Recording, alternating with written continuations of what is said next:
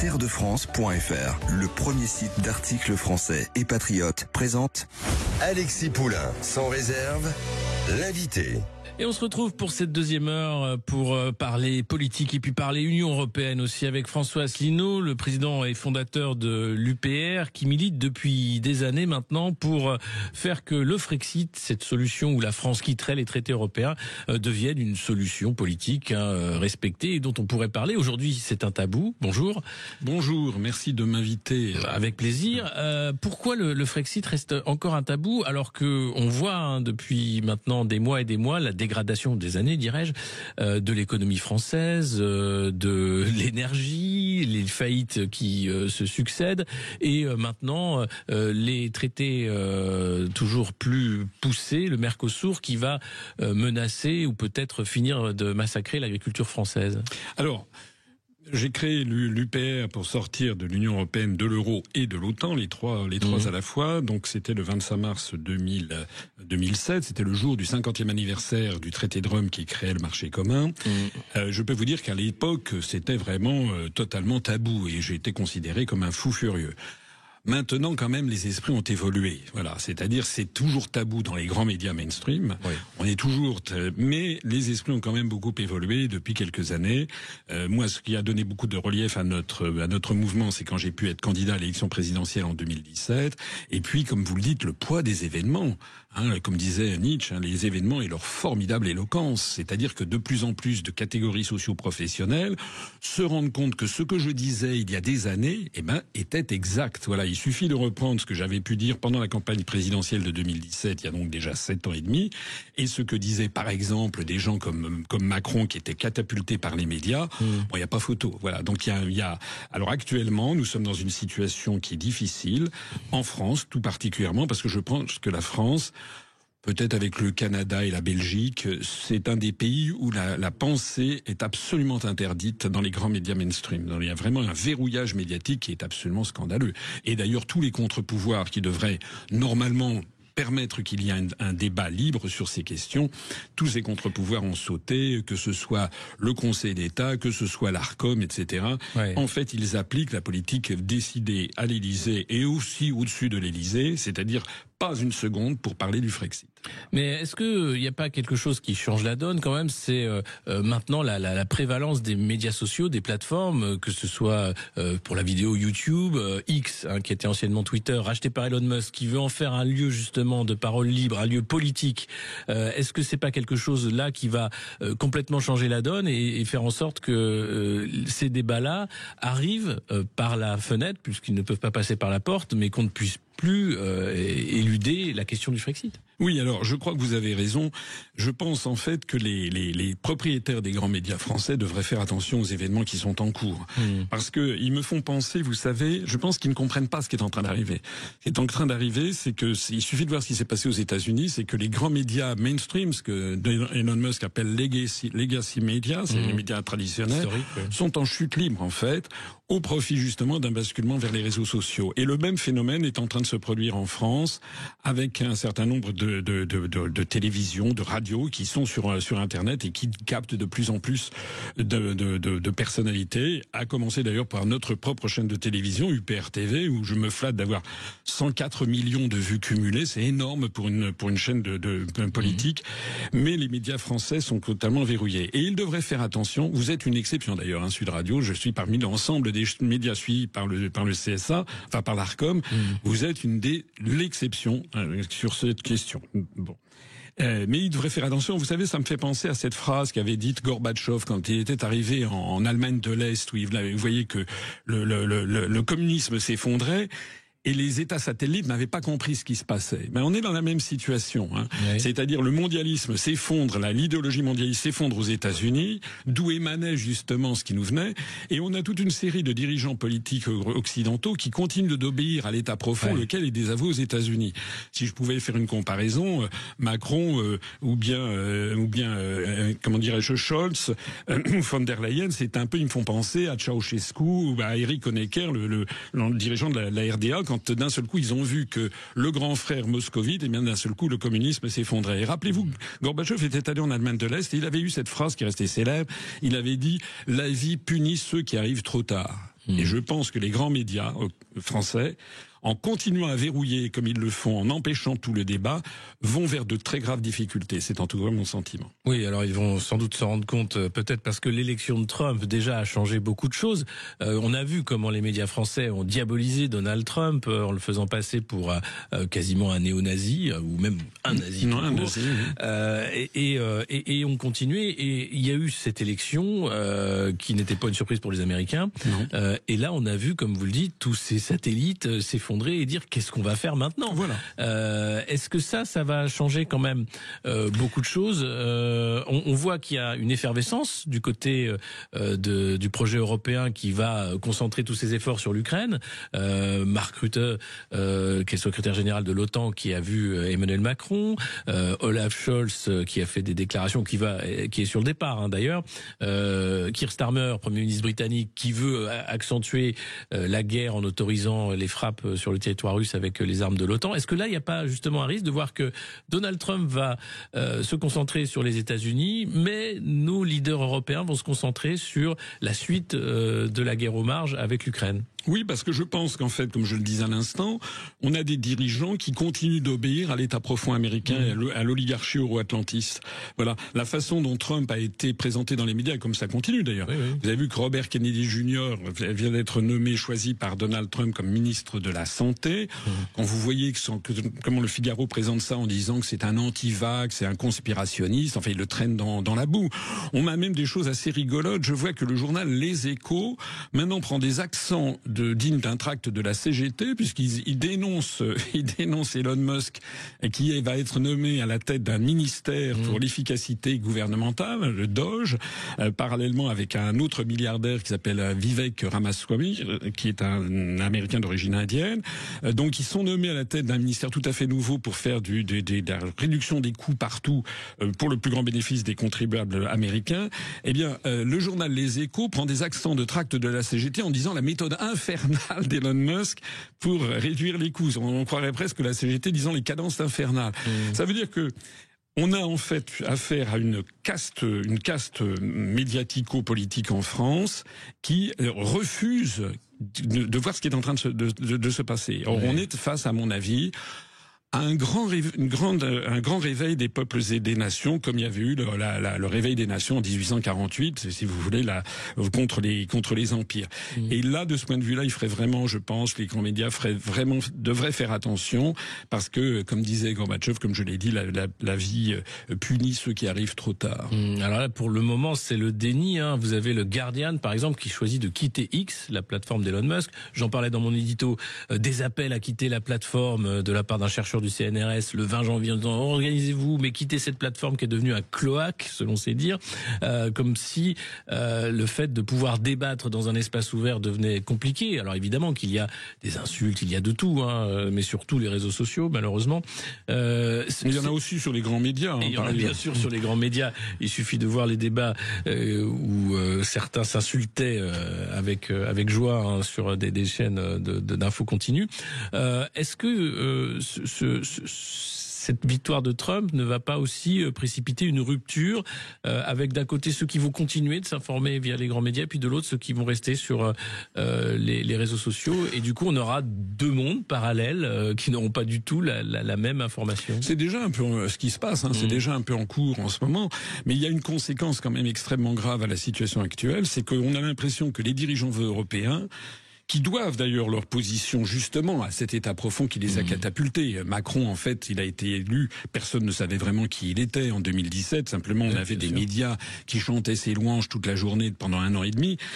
Ces dirigeants-là sont en train, comme vous le dites, de foncer, si vous voulez, vers je pense que c'est en train de tourner à la folie. Je vous conseille, Alexis Poulain, un excellent compte Twitter qui est celui d'Alexis Poulain, que je voyais hier, d'ailleurs j'en ai repris une information. Est-ce que les Français se rendent compte que le 11 novembre, il y a eu un dîner à l'Élysée avec, paraît-il, pour le 7e Forum pour la paix, et Macron, avec Benjamin Haddad, son ministre des Affaires européennes, plus toute une série d'invités, on a les photos qui ont été publiées, non pas par l'Élysée, mais par l'intéressé. Oui. Ils ont reçu Alexandre Soros, qui est le fils du milliardaire George Soros, qui est la bête noire et de Trump et de Viktor Orban. Ce sont des milliardaires dont l'objectif est de la destruction des nations. Ils financent par exemple la submersion migratoire, l'Open Society, les passeurs de migrants en Europe. Ils ont infiltré la Cour européenne des droits de l'homme. C'est pas moi qui le dis, c'est le journal Le Figaro lui-même il y a quelques années. Il faut comprendre que Macron, il obéit. Il suffit de voir les photos qui ont été publiées par Alexandre Soros. Il obéit à ce type qui vient leur dire qu'il faut faire la guerre à la Russie. Ouais. Et moi, je suis vraiment inquiet de voir, on voit sur Twitter parfois des choses extraordinaires, des journalistes, des gens comme ça qui disent il faut y aller maintenant, il faut donner le maximum d'armes à l'Ukraine, il faut aller bombarder la Russie. On va marquer une pause et puis on va parler bien sûr de cette guerre en Ukraine et de la volonté d'accélérer les opérations du côté du camp atlantiste, un peu l'opération de la dernière chance. Et puis on parlera aussi du Mercosur évidemment, hein, Michel Barnier qui est allé voir Ursula von der Leyen pour dire pardon, merci, mais quand même. Si vous souhaitez poser vos questions à François Asselineau, réagir 0826 300 300. À tout de suite sur Sud Radio. Terredefrance.fr, le premier site d'articles français et patriotes, présente Alexis Poulain, sans réserve, l'invité. Et notre invité aujourd'hui, François Asselineau, président fondateur de l'UPR, qui milite pour une sortie de la France des traités européens. On parlait juste avant la pause de cette accélération du côté du camp pro-européen pour soutenir l'effort de guerre ukrainien et aller encore plus loin. On avait ce matin sur le plateau de Sud Radio Nathalie Loiseau, députée européenne de Renew, qui militait pour le vol des avoirs russes, 300 milliards d'euros qui sont gelés parce que finalement cet argent-là pourrait soutenir l'effort de guerre ukrainien sans que les contribuables européens n'aient à mettre la main à la poche.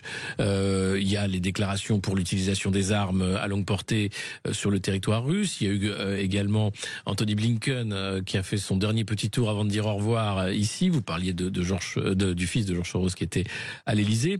Et puis Macron qui reçoit le secrétaire général de l'OTAN. Vous pensez que là, il y a un risque d'une escalade dans les prochains jours pour que l'Ukraine finalement puisse dire si on fait la paix, on la fera pas tout de suite, mais on veut d'abord montrer qu'on peut faire beaucoup plus de mal à la Russie? Oui, je crois qu'il y a un véritable risque. Il y a un véritable risque parce que les premières nominations qu'a annoncé Donald Trump montrent ses orientations.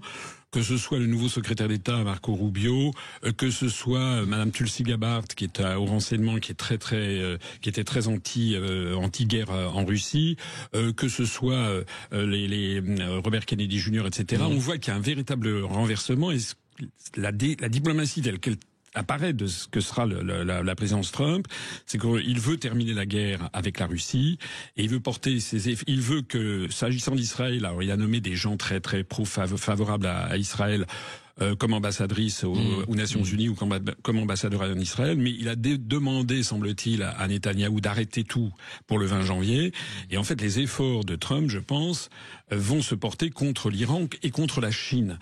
Mais je pense que Trump a compris que les États-Unis n'ont plus le moyen de s'opposer à la planète entière. C'est un véritable sujet.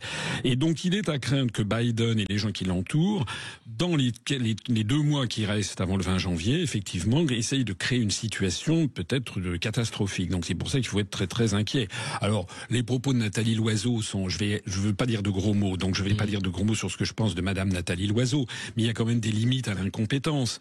C'est-à-dire qu'elle ne se rend pas compte, cette dame, que si on vole les avoirs russes, mais ça veut dire que tous les investisseurs mondiaux ne voudront plus prêter justement à des pays de l'Union européenne parce qu'ils vont se dire, l'Arabie Saoudite l'a d'ailleurs déjà dit, bah, moi ça peut m'arriver demain. Bon, or, il faut savoir, ça c'est un sujet, je fais une petite incidente, mais c'est un sujet absolument dramatique. C'est que, au cours de l'année qui s'ouvre 2025, la France est dans une telle situation financière qu'elle va devoir lever 300 milliards d'euros au cours de l'année. C'est-à-dire 1,2 milliard d'euros par jour ouvré sur les marchés financiers. C'est énorme. Or, au même moment, on va voir ce que vont donner les agences de notation Moody's et Standard & Poor's qui vont bientôt faire une nouvelle. Si ces 2 agences de notation américaines nous déclassent et nous font passer de AA- à A+, il faut savoir qu'il y a toute une série d'investisseurs mondiaux, des grands fonds de pension américains, qui ont comme politique d'investissement fixée par leur conseil d'administration l'interdiction de prêter de l'argent à des signatures qui ne sont pas cotées au moins AA. Ça veut dire qu'on risque de se retrouver devant une situation de ciseaux avec la France devant emprunter de plus en plus d'argent et de moins en moins de prêteurs d'accord pour nous prêter de l'argent. Et là-dessus, vous avez Madame Loiseau qui vient comme une fleur nous expliquer que si on nous prête de l'argent, peut-être que les gens ne le reverront pas. Donc c'est vraiment d'une inconséquence, d'une sottise, mais qui dépasse l'imagination. Mais oui, vous parlez là d'un problème crucial qui est celui de la dette, hein, la dette de la France, et puis ce plan de relance européen qui est une dette aussi qui enchaîne les nations pour des siècles et des siècles.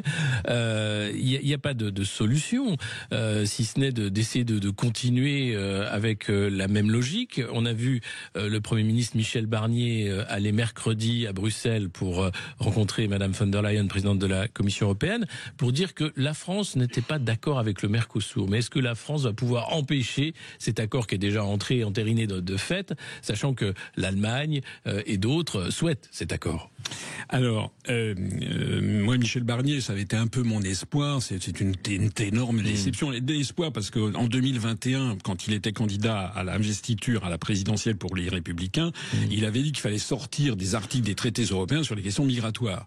Donc je me disais, tiens, voilà quand même un discours nouveau. Et depuis qu'il est arrivé à Matignon, c'est d'une mollesse. Il est vrai qu'il a une très faible légitimité politique, mais enfin, je crois qu'on découvre aussi que c'est véritablement un idéologue. Le scandale qu'il a fait en critiquant un jeune garçon là, je sais plus quoi, qui a agité un drapeau bleu blanc rouge le 11 novembre en lui reprochant de ne pas tenir le drapeau européen, c'est absolument scandaleux. C'est contraire à l'article 2 de la Constitution. Le drapeau de la République, c'est le drapeau bleu blanc rouge, c'est pas le torchon bleu aux étoiles d'or de la Vierge de l'Apocalypse. Qu'est-ce que c'est que cette histoire?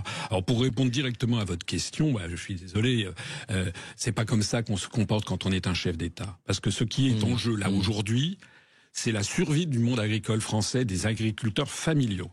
Ils ont été toujours pénalisés depuis des années. Et moi, je m'adresse ici aux agriculteurs. Je sais qu'il va y avoir des mouvements la semaine prochaine. Il faut qu'ils se battent jusqu'au bout parce que vous savez ce que devrait faire un chef d'État? Il ne devrait pas aller voir Madame von der Leyen, qui est une potiche, qui obéit à l'État profond. Il ne faut pas qu'il aille voir Madame von der Leyen. Madame von der Leyen, elle a déjà tout préparé pour que la France se fasse avoir. Par exemple, en nommant comme commissaire chargé de l'agriculture un luxembourgeois. Mais le commissaire luxembourgeois, il n'en a rien à faire de l'agriculture française. Lui, ce qu'il veut, c'est il veut que le Luxembourg se porte bien, donc il a besoin qu'il y ait une place financière favorable au Luxembourg, et donc lui, il milite pour le Mercosur. L'Allemagne milite pour le Mercosur, l'Espagne pour le Mercosur, parce que ce sont des pays qui relèvent de l'hispanophonie.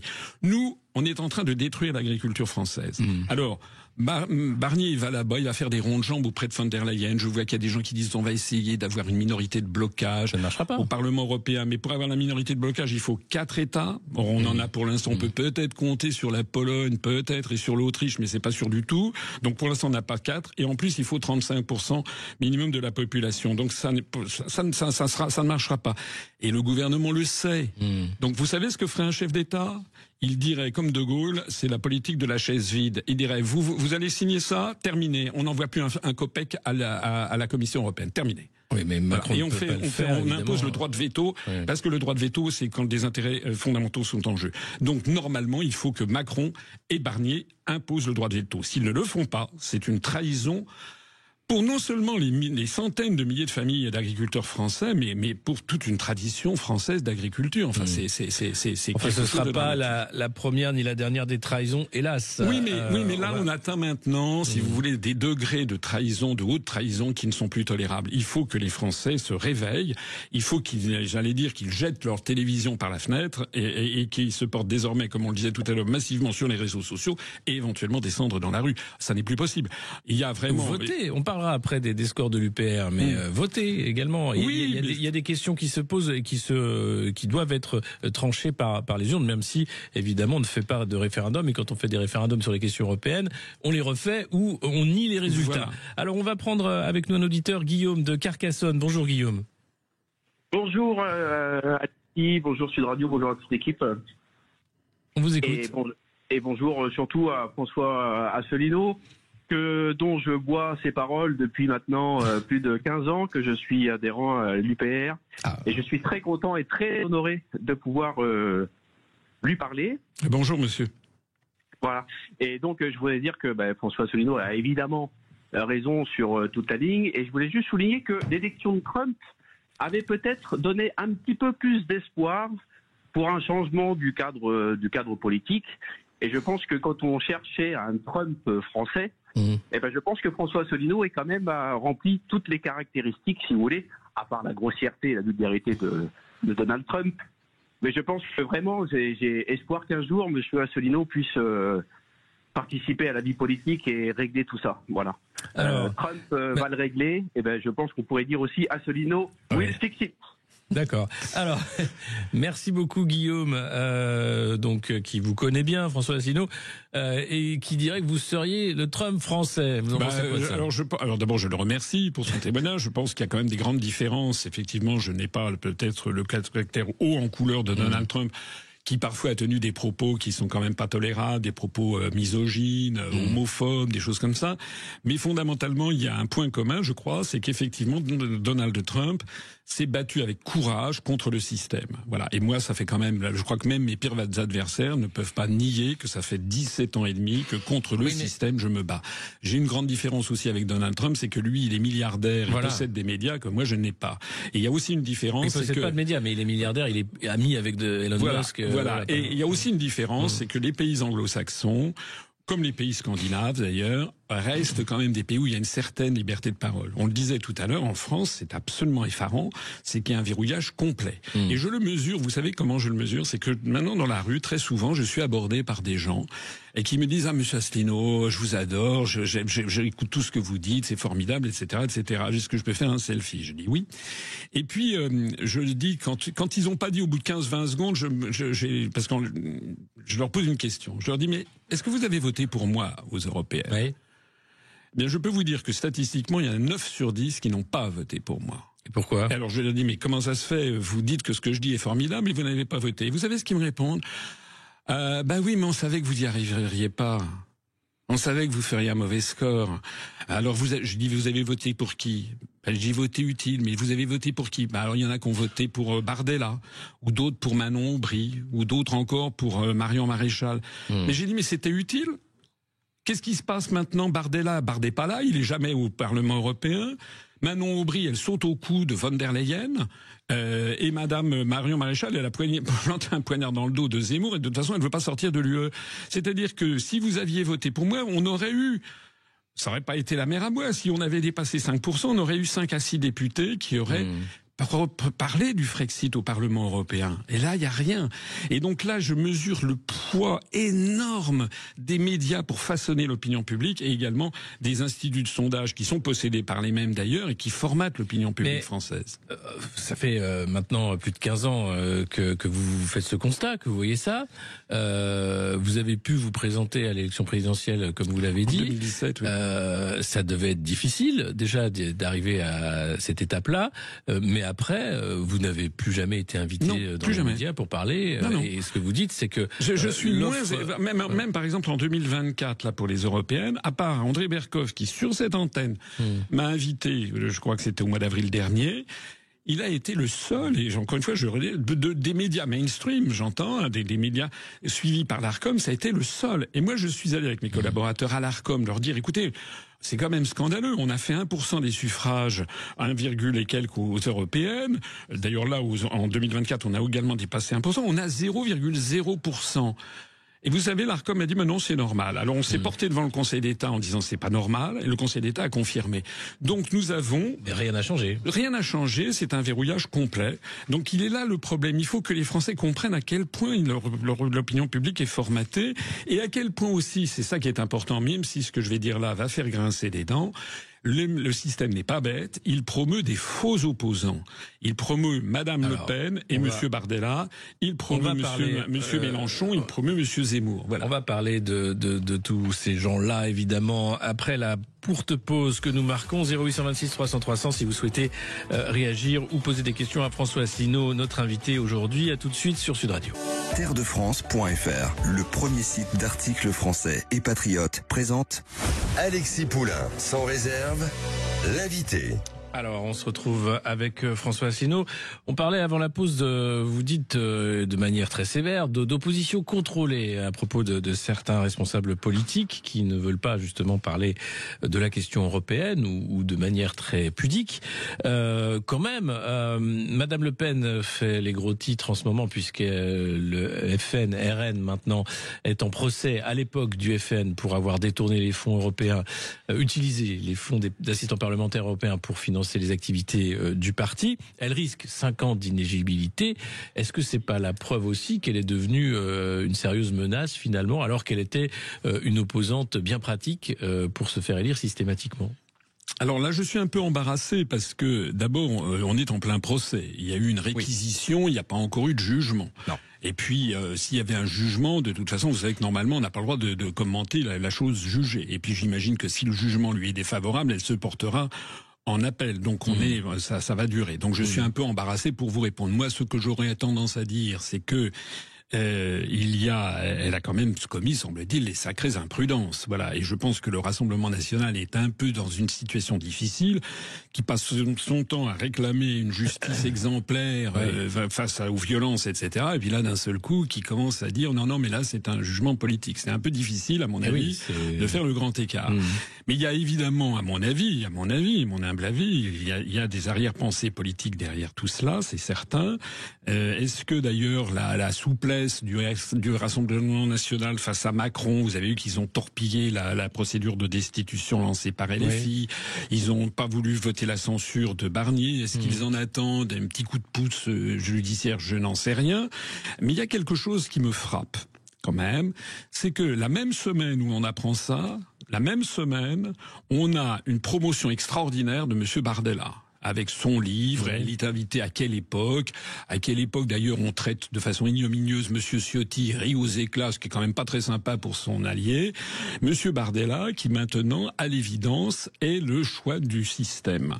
Et moi, il n'est pas impossible, en fait, on explique aux Français, finalement, Madame Le Pen, elle a fait son temps, elle a été, je crois, candidate 3 fois au présidentiel, maintenant c'est Bardella. Et Bardella, évidemment, c'est quelqu'un, si je veux pas être méchant, mais enfin, c'est quelqu'un qui a 29 ans, qui n'a aucune compétence, qui est, si j'ai bien compris, qui est feignant comme une couleuvre, enfin de tout son entourage. C'est quelqu'un qui n'est jamais présent au Parlement européen. C'est quelqu'un il lit ce que l'a préparé McKinsey. Enfin, c'est un nouveau Macron, quoi. C'est un Macron bis, Bardella.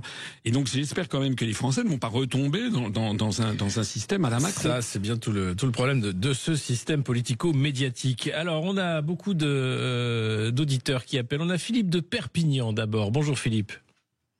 Oui, bonjour. On vous écoute.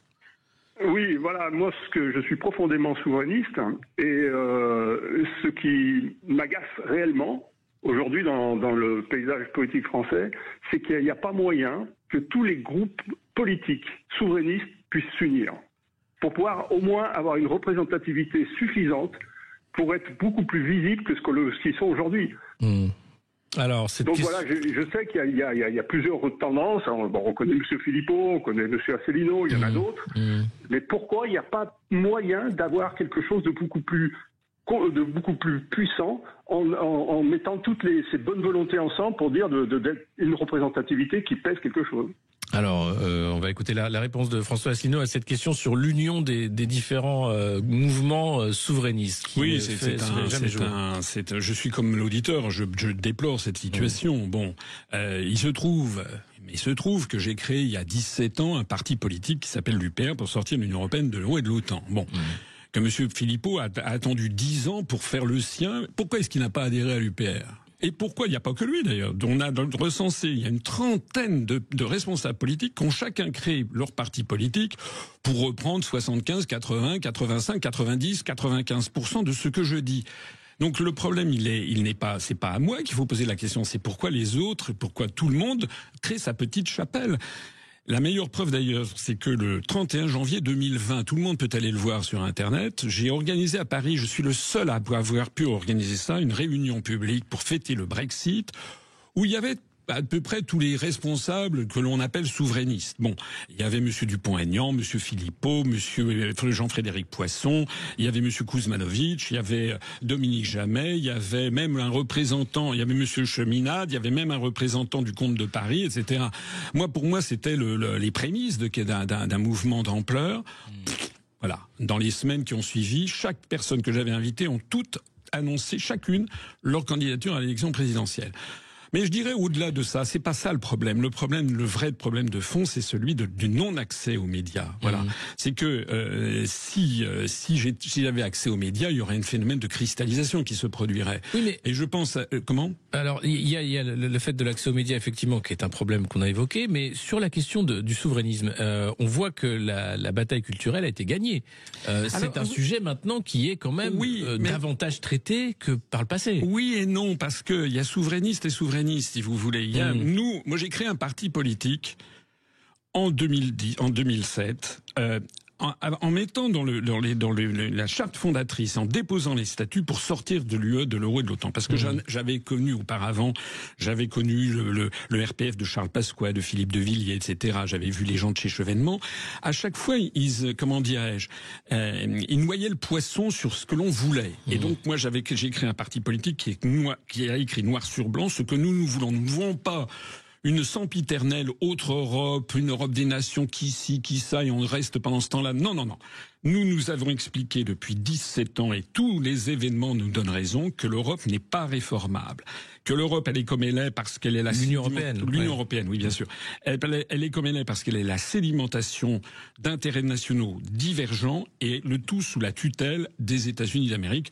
D'ailleurs, c'est ce qu'avait dit Charles de Gaulle de sa conférence de presse du 15 mai 1962. Mais comment vous... Et donc, attendez, je termine, parce que ça veut dire que dans la sphère souverainiste, par exemple, comme on dit, nous n'allons pas faire alliance avec des gens qui ne sont pas d'accord avec ce sujet fondamental. Si vous voulez, Madame Sarah Knafo, qui est totalement propulsée en ce moment par les médias, comme d'ailleurs Monsieur Bardella, parce qu'on voit bien que les médias, ils ont leur champion de demain, c'est-à-dire en général des trentenaires ou même des moins de 30 ans, parce que ce sont des personnalités malléables qui n'ont aucune expérience, qui ne connaissent pas les dossiers.